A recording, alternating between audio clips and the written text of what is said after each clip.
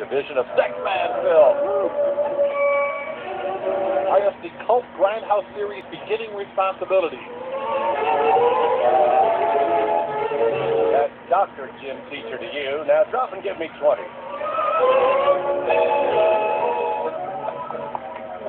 Let's go home.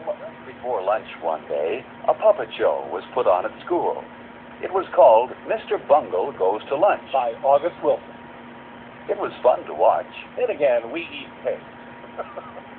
In the puppet show, Mr. Bungle came to the boys' room on his way to lunch. He looked at his hands. He wept. His hands were dirty. And his hair was messy. And his breath reeked of sterno. Mr. Bungle didn't stop to wash his hands or comb his hair. He went right to lunch. Still, he was the cleanest person in the Taco Bell. Then, instead of getting into line at the lunchroom, Mr. Bungle pushed everyone aside and went right to the front. As the biggest, it was his right. Even though this made the children laugh, no one thought that was a fair thing to do. Except for Timmy the idiot, who didn't know what fair meant.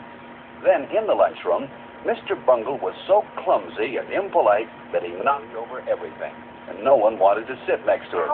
So they ate off the floor. When he finally knocked his own tray off the table, that was the end of the puppet show. Except for 3 encores. Even though Mr. Bungle was funny to watch, he wouldn't be much fun to eat with. Phil knew that a Mr. Bungle wouldn't have many friends. He wouldn't want to be like Mr. Bungle. Mrs. Bungle, on the other hand. Later, Miss Brown said it was time for the children who ate in the cafeteria to go to lunch. She hoped there weren't any Mr. Bungles in this room. The children found this strange because Mrs. Brown so desperately needed any man she could get. Bill stopped to return a book to Miss Brown while his friends went on to the lunchroom. He would have to catch up with them later. Bill liked all the books in the Elders of Zion series. On his way to catch up with his friends, Bill almost walked past the boys' room, but he stopped and thought. Were his hands clean? No, they were a little dirty. Phil remembered that Mr. Bungle didn't wash his hands. But Phil was in a hurry. Bungle's hair was messy, too. Phil didn't want to be like Mr. Bungle. He decided to shave his head and cut off his hair. Inside the boys' room, Phil was surprised to see some of his friends washing their hands, too. Jenny? Phil washed his hands well, with lots of soap.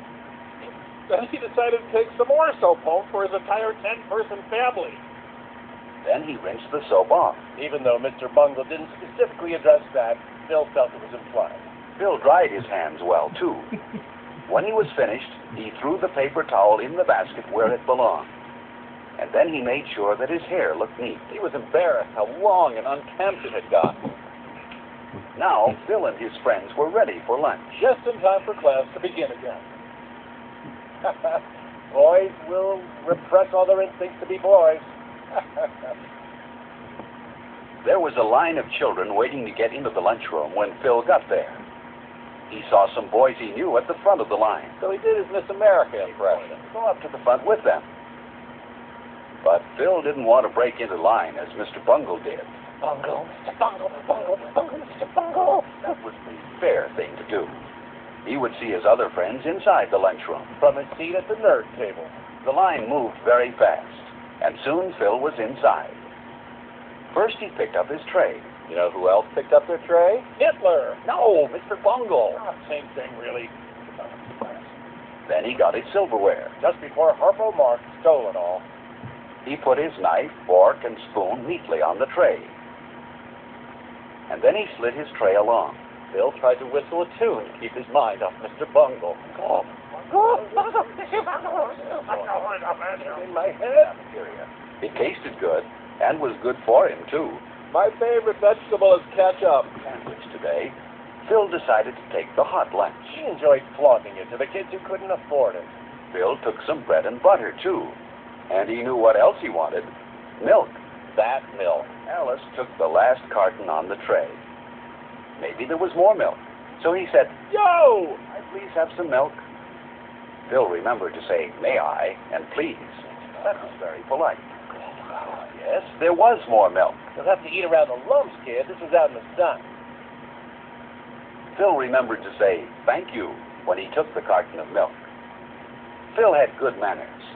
He didn't want to be like Mr. Bungle in the lunchroom. Mr. Mr. Bungle, Mr. Bungle, Mr. Bungle, Mr. Bungle. The cake looked delicious. So he took 3 pounds of it. At the end of the line, the lunchroom supervisor said she had noticed how polite Phil was, and she smiled at him. She wouldn't smile at a Mr. Bungle. Or at an Oriental kid. Phil went to the table where his friends were.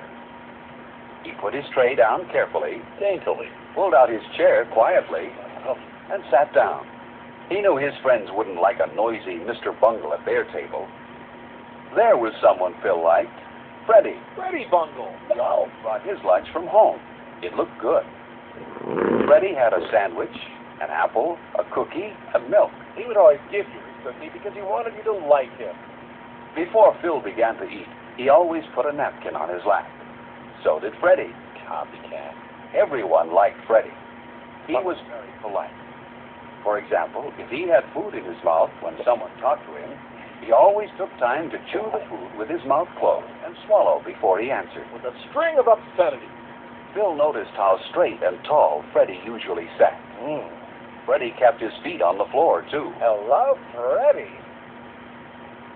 Phil would rather be like Freddie than like Mr. Bungle. So, Another polite person everyone liked was Alice. played by Hayden Panettiere. For example, when Alice sneezed, she covered her mouth and nose. This protected her friends at the table from any germs. Which she had in spades. A boy ran past their table. You shouldn't run in the lunchroom. Only Mr. Bungle would do that. He would hang himself in the bathroom later that day. Phil and his friends wouldn't like to have a Mr. Bungle at their table. Then lunchtime wouldn't be as much fun as it is. We are having fun. Phil ate slowly and enjoyed his lunch. Finally, he had eaten everything except his dessert. Ain't Freddie? He saved his cake for last. Only a Mr. Bungle would eat his dessert before he finished the rest of his lunch. And Phil wasn't a Mr. Bungle. The cake was good. Phil imagined that birthday cake might taste this way. Phil drank his milk carefully.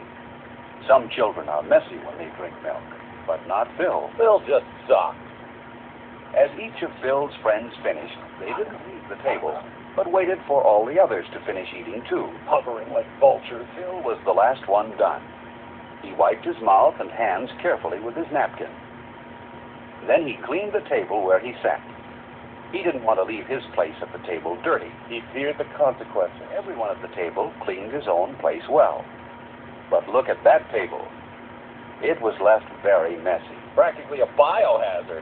Phil thought a Mr. Bungle must have sat there. Or the poor children who lived at the Y.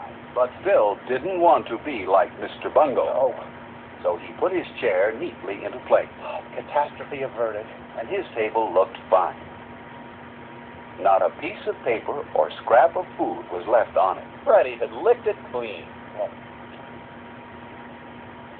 No Mr. Bungle sat here. At least, so they thought. Phil's friends were careful to put their waste papers and empty milk cartons where they belonged. In this way, they helped keep the lunchroom clean. And developed unlikable personality It traits. was certain that Mr. Bungle wouldn't put his paper in the waste basket and his empty carton on the milk tray. Mr. Bungle probably wouldn't bother to put his lunch tray in the right place either, but Phil and his friends did. His friends Rod and Todd Flanders. Lunch was good today. And then Miss Brown told Phil and his friends how proud she was of them. They had left their table the neatest in the lunchroom. No one here was a Mr. Bungle, and no one wanted to be. No one who mattered anyway. Are you like Mr. Bungle? Mr. Who? Mr. Bungle is a shame because he spoils lunchtime. He's quite pleasant at dinner. I've heard that. Mr. Bungle, have good lunchtime manners, and lunch will be more fun for everyone. Phil became an accountant. Was only invited to co-workers' parties after he found out about them accidentally. Freddie broke his leg as Dennis the Menace's stunt double. Alice can be seen in the Cornet production Cooking to Please Your Man. And Senator Bungle's doing all right for himself. Rip Tracks, from the team that brought you Mystery Science Theater 3000. For more, visit riptracks.com.